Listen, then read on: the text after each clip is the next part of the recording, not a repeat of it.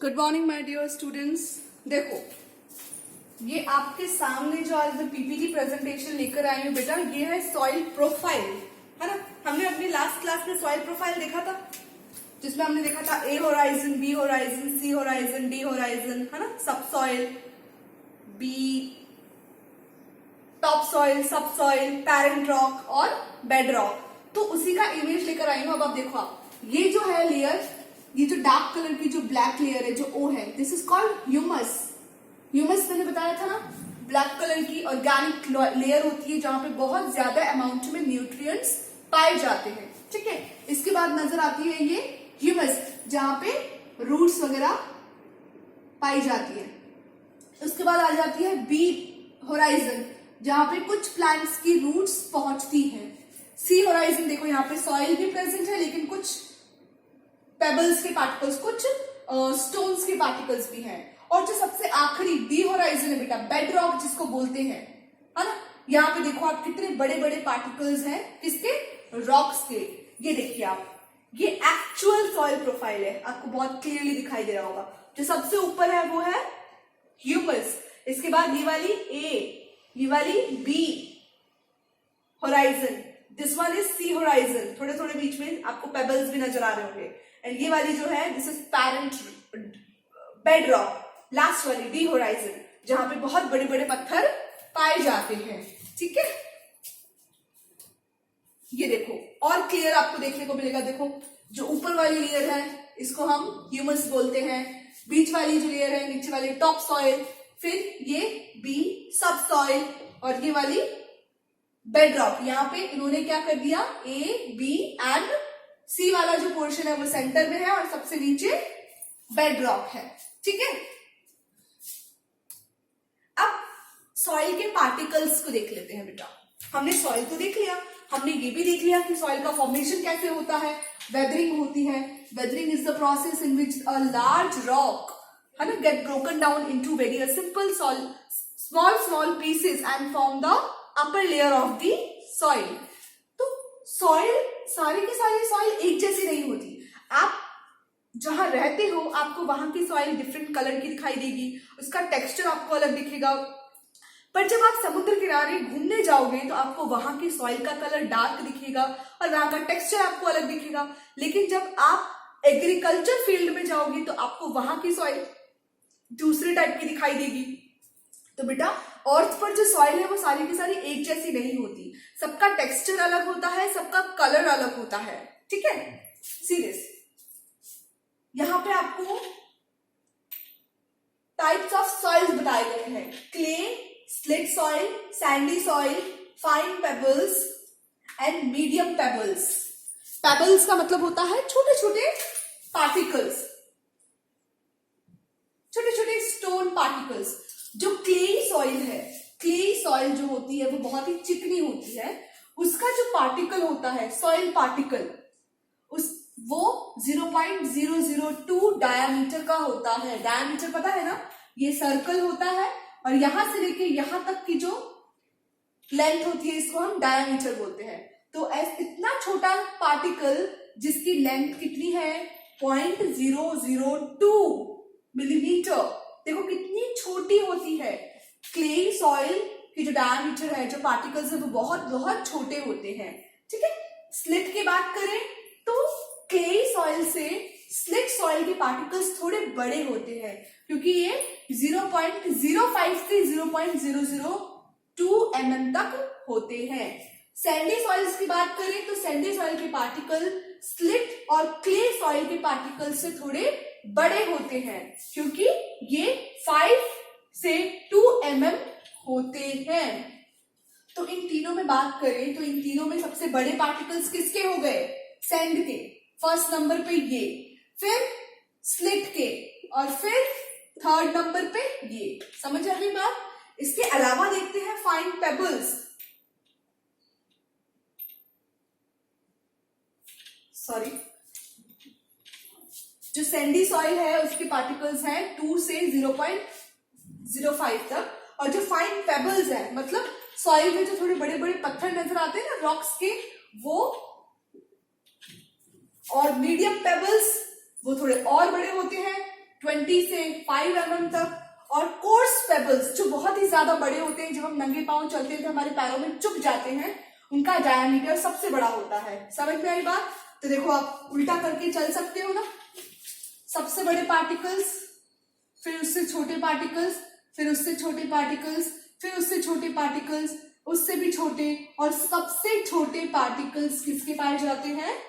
Clay के।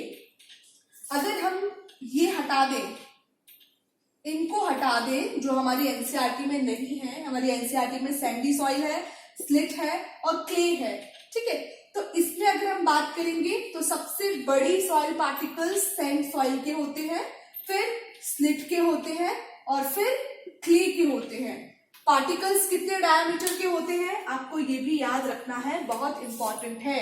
Sand soil के particles 2.0 से 0.05 mm तक, स्लिट के पार्टिकल 0.05 से 0.002 और क्ले सॉइल के पार्टिकल 0.002 से भी कम होते हैं।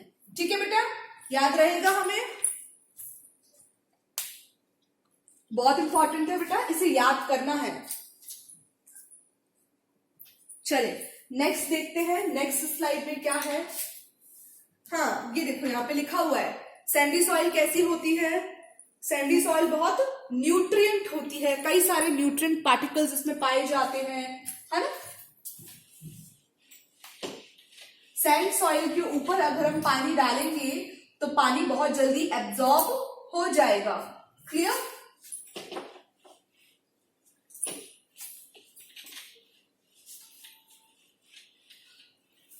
देखो सैंडी सॉइल की टिलिंग स्प्रिंग के सीजन में बहुत कम होती है, क्योंकि ये क्या करते हैं, मॉइस्चर को अटेंड नहीं कर पाते हैं।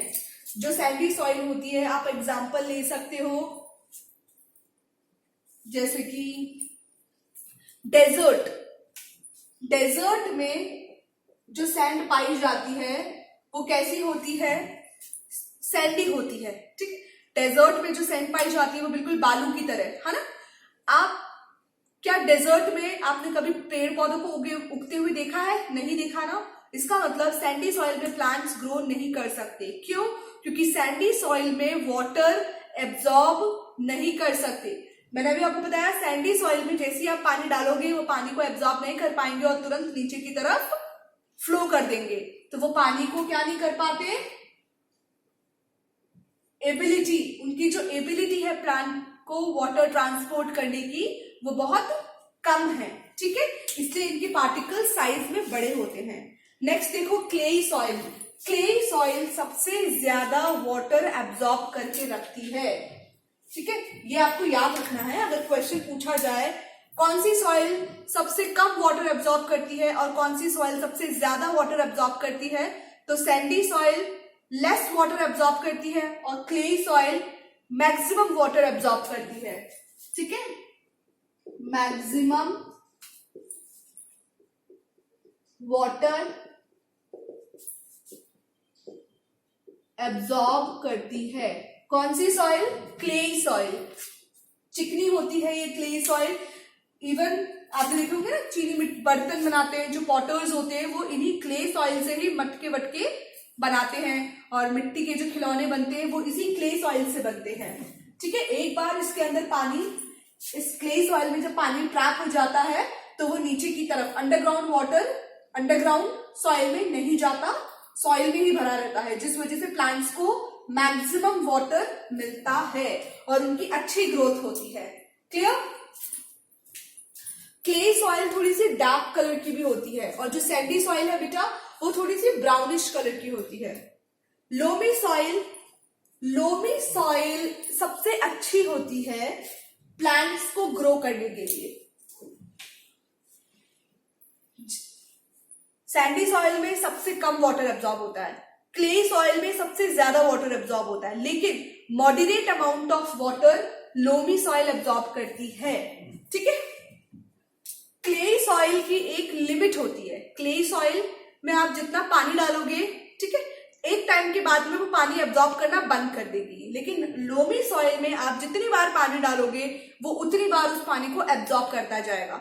जैसे जैसे लोमी सॉइल में आप पानी डालोगे, पानी का लेवल बढ़ रहा है, तो नीचे वाला जो लेवल है वो अंदर सॉइल प्रोफाइल में नीचे की तरफ चला जाएगा और ऊपर वाला पानी अगेन सॉइल क्या कर लेगी, एब्जॉर्ब कर लेगी।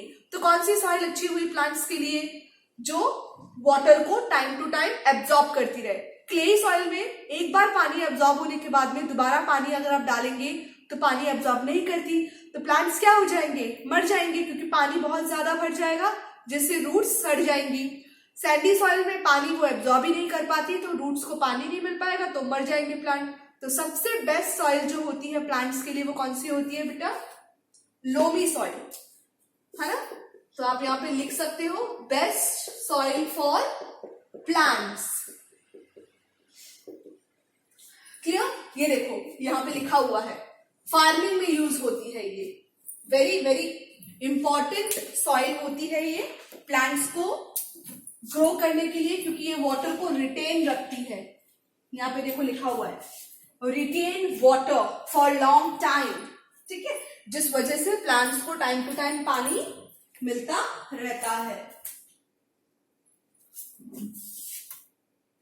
सॉइल इरोजन क्या होता है, अब सी सॉइल के ऊपर पानी प्लांट्स ग्रो करते हैं, ठीक है, तो प्लांट्स में होते हैं रूट्स। अब वो रूट्स क्या करती है, सॉइल को पकड़ के रखती हैं। लेकिन जब ये प्लांट्स नहीं होंगे, प्लांट्स को काट दिया जाएगा, डिफॉरेस्टेशन वैसे भी बहुत ज्यादा हो रहा है, आपको पता ही है ना, फॉरेस्ट कटे जा रहे हैं, तो जब रूट्स नहीं होंगे तो सॉइल क्या होगी, उसको कौन होल्ड करेगा, कोई भी होल्ड नहीं करेगा। तो जब बहुत तेज रेन फॉलिंग होगी, जब बहुत तेज फ्लड आएगा, तो जो ऊपर की जो ह्यूमस लेयर होती है, सॉइल प्रोफाइल की जो ऊपर वाली लेयर होती है बेटा, ए प्रोफाइल वाली, ए होराइजन की जो सॉइल होती है, ह्यूमस सॉइल जो होती है, वो वाटर के साथ बहती हुई चली जाती है और नदियों में जाके मिल जाती है। तो ऊपर वाली जो इंपॉर्टेंट न्यूट्रिएंट वाली जो सॉइल है बेटा, वो तो चली गई, तो वहां पे फिर प्रॉपर प्लांट ग्रो नहीं हो पाते। क्यों? क्योंकि मैंने आपको बताया ऊपर की 1 मिलीमीटर की जो लेयर की जो सॉइल है उसको बनने में बेटा हजारों साल लगते हैं। ऐसा नहीं है 2 दिन के अंदर में सॉइल बन के रेडी हो जाएगी, कई साल लगते हैं ऊपर की एक जरा सी पतली सी मिलीमीटर लेयर सॉइल बनने में, ठीक है। तो सॉइल इरोजन के दौरान क्या हो जाता है, लार्ज अमाउंट ऑफ वाटर ऊपर की इंपॉर्टेंट लेयर की जो होती है, सॉइल की जो इंपॉर्टेंट लेयर होती है, उसको बहा के ले जाते हैं, इसी को बोलते हैं सॉइल इरोजन। देखो, soil compaction, low organic matter, loss of soil structure, poor internal drainage. ये देखो, surface water run of, surface का जो वाटर होता है वो रन ऑफ हो जाता है जब बहता है बहुत जोर से, तो इंपॉर्टेंट जो पार्टिकल्स हैं सॉइल के, उसको बहा के ले जाते हैं।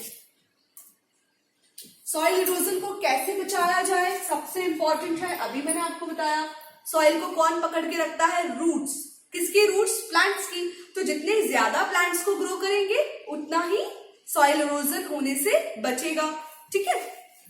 तो deforestation, overgrazing, food and heavy rainfall, improper farming, ये सब सॉइल इरोजन के कारण हैं।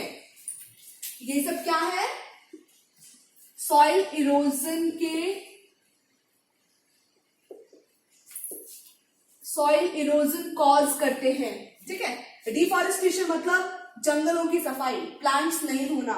ओवरग्रेजिंग, जब जानवर बहुत ज्यादा प्लांट्स को खा जाते हैं, काउ बफेलोज जो होते हैं वो जब डेली चरने जाते हैं तो मेजर बहुत बड़े एरिया में प्लांट्स को ईट कर लेते हैं, जिस वजह से सॉइल में से रूट्स निकल जाती है।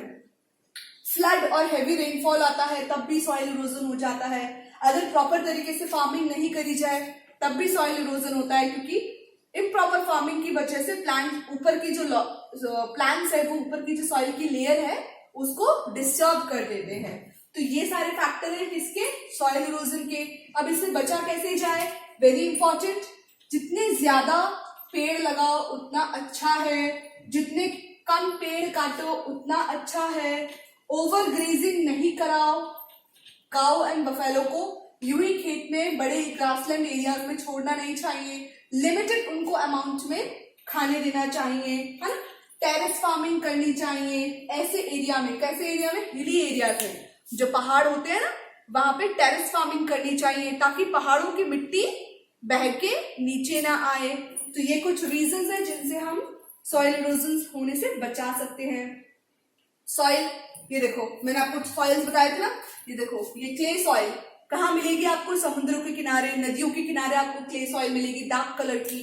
सैंड सॉइल देखो डेजर्ट की सॉइल, ठीक है, इसके पार्टिकल सबसे ज्यादा बड़े होते हैं। ये ग्रेवल्स, ग्रेवल्स मतलब ऐसी मिट्टी जो बहुत ज्यादा मोटी होती है जिस पर हम नंगे पांव नहीं चल सकते।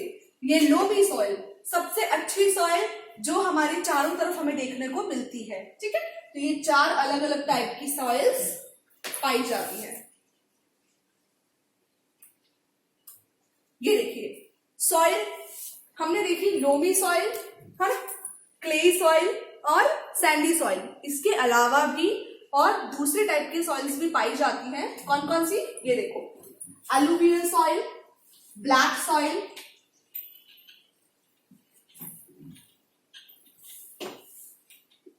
रेड सॉइल और लेटराइट सॉइल, है ना। ये भी बहुत इंपॉर्टेंट है बेटा, ये भी आपको याद करके रखना है। अलुवियल सॉइल कहां कहां पाई जाती है, गुजरात, उत्तर प्रदेश, पंजाब, बिहार। कैसे कैरेक्टरिस्टिक्स है, ये बहुत हाई फर्टिलिटी होती है, मतलब इनमें इंपॉर्टेंट न्यूट्रिएंट्स पाए जाते हैं, है ना। ये देखो यहाँ पे कहाँ पे पाई जाती है अलुवियल सॉइल, जहां पे पानी ज्यादा पाया जाता है, जहां पे नदियां होती हैं, ठीक है। नदियां जहां पाई जाती हैं उनके चारों तरफ आपको अलुवियल सॉइल देखने को ज्यादा मिलेगी। नदी है, पानी है, इसलिए उसमें ज्यादा इंपॉर्टेंट न्यूट्रिएंट्स भी पाए जाते हैं। कौन कौन सी क्रॉप्स को हम उगा सकते हैं अलुवियल सॉइल में, ये देखिए rice, wheat, sugarcane, tobacco, oil seeds, ये सारी क्रॉप्स को हम एलुवियल सॉइल में ग्रो कर सकते हैं, ठीक है। दूसरी सॉइल देखो ब्लैक सॉइल, कहाँ पाई जाती है, मध्य प्रदेश, आंध्र प्रदेश, गुजरात, महाराष्ट्र। यहाँ पे जो सॉइल मिलेगी आपको ब्लैक सॉइल, ठीक है। देखो गुजरात, उत्तर प्रदेश में आपको एलुवियल सॉइल भी मिलेगी, क्योंकि गुजरात और उत्तर प्रदेश कोई छोटा सा स्टेट तो नहीं है ना, बहुत बड़े बड़े स्टेट है। तो कुछ जगहों पर आपको एलुवियल सॉइल मिलेगी, कुछ जगहों पर आपको ब्लैक सॉइल मिलेगी। ब्लैक सॉइल के अंदर भी फर्टिलिटी बहुत ज्यादा होती है और इसके अंदर वाटर को होल्ड करने की कैपेसिटी बहुत अच्छी होती है। जैसे लोमी सॉइल वाटर को होल्ड करके रखते हैं ना, ऐसे ही ब्लैक सॉइल भी बहुत ज्यादा अमाउंट में वाटर को होल्ड करके रख सकते हैं, एब्जॉर्ब कर सकते हैं, ठीक है। ये कॉटन के कल्टीवेशन के लिए बहुत अच्छी सॉइल है बेटा, क्वेश्चन है ये बहुत इंपॉर्टेंट, ये याद होना चाहिए। कॉटन के प्लांट को उगाने के लिए कौन सी सॉइल सबसे अच्छी होती है, ब्लैक सॉइल होती है, ठीक है। ये ब्लैक इन कलर होती है, नॉर्मल सी बात है। ये ब्लैक जो सॉइल है वो किससे बनती है बेटा, लावा के रॉक्स से। लावा क्या होता है, वोल्केनिक इरप्शंस पता है ना हमें, ज्वालामुखी फटती है तो उसमें से क्या निकलता है, मॉल्टन लावा। वो मॉल्टन लावा जब उसका टेम्परेचर ठंडा हो जाता है तो वो बन जाते हैं रॉक्स, और जब वो रॉक्स टूटते हैं तब बनती है ब्लैक सॉइल, ठीक है बेटा। इसमें देखो कौन कौन सी फसल उगाई जा सकती है, वीट, कॉटन, ज्वार, शुगरकेन, ये फसलें हम ब्लैक सॉइल में उगा सकते हैं। नेक्स्ट सॉइल देखो रेड सॉइल, वो रेड कलर की होगी।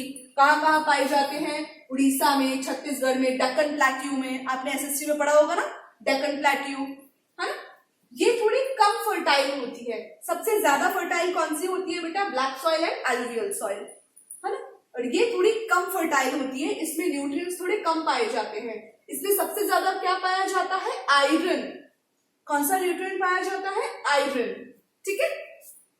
ये देखिए इसमें कौन कौन सी फसल उगती है, राइस, रागी, टोबैको, ग्राउंडनट, पोटैटो, वेजिटेबल्स, ये सारी फसल आप उगा सकते हो। एक और चीज देखो, ब्लैक सॉइल लावा के रॉक से बनती है, तो रेड सॉइल किससे बनती है बेटा, इग्नियस एंड मेटामॉर्फिक रॉक्स से बनती है। ये ऐसी रॉक्स होती है जो रेड कलर की होती है और बहुत लंबे समय से जमती चली जाती है, ठीक है। अब लास्ट आ जाते हैं लेटराइट सॉइल। ये कहाँ पाई जाती है, देखो केरला, कर्नाटका, तमिलनाडु, जो इंडिया का जो साउथ रीजन है ना, वहां पे आपको सबसे ज्यादा कौन सी सॉइल मिलेगी, लेटराइट सॉइल मिलेगी। इसकी फर्टिलिटी बहुत कम होती है, ये ज्यादातर थोड़ी सी क्लेई, थोड़ी सी चिकनी होती है। ये मिट्टी कैसी होती है, चिकनी होती है। क्यों, क्योंकि ये समुद्र के पास वाले इलाके हैं जहां पे हम कोई भी फसल, आपने देखना, आप नोटिस करना, समुद्र के पास वाले इलाके जो होते हैं वहां पे हम फसल नहीं उगा सकते, क्योंकि समुद्र कैसा होता है, सॉल्टी होता है। तो वहां के आसपास की मिट्टी में सॉल्ट बहुत ज्यादा पाई जाएगी, और सॉल्ट वाली मिट्टी में पेड़ पौधे नहीं उग सकते। ठीक है, वहां पे ज्यादातर कैसे प्लांट्स उगते हैं, कोकोनट जैसे प्लांट्स उगाए जा सकते हैं।